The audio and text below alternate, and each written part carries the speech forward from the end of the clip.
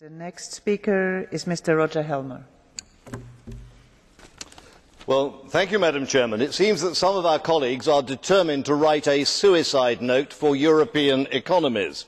Energy Commissioner Günther Oettinger said that Europe cannot afford a unilateral climate policy. Former Industry Commissioner Antonio Tajani said that we are creating an industrial massacre in Europe with energy prices. Madam President, they were right. We should listen to them.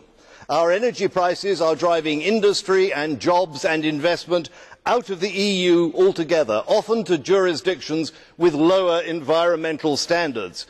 We are damaging our economies and arguably increasing global emissions at the same time. Major economies around the world will not agree to swingeing emissions cuts. We can't lead if nobody follows. Our first priority in Lima must be to ensure that the EU is no longer disadvantaged in energy price terms compared to our major competitors. There are 1,200 new coal-fired power stations in the global pipeline. Emissions will rise whatever we do. Let's not ruin our economy in a futile attempt to halt the inevitable. Mr. Helmer, thank you. There is a blue card for you by Mr. Federley. Do you accept it? Yes, Mr. Federley. Micro.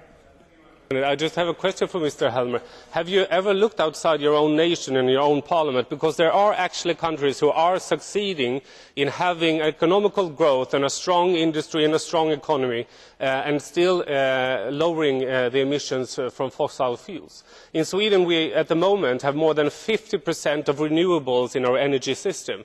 But in order to see that, we need to have a government that actually is able to do it. And if your industries are moving from your country, it's not because we have a strong scheme for saving the climate, it's because probably we have a too weak one, not forcing your industries to be better off than doing the right thing.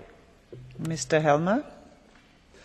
Well, I don't know the detail of energy prices in your country, but I do know that Europe as a whole has the most expensive energy prices of any major economic area, and I know that the reason for that is gross overinvestment in inefficient and intermittent renewables. We are doing huge damage to our economy, there is no question of it, and we have to compete with America, which has cheap shale gas, with China and India that have cheap coal and are building coal-fired power stations as though they were going out of style. Get real, realise the danger. These are your countrymen's jobs you're worrying about, or not worrying about.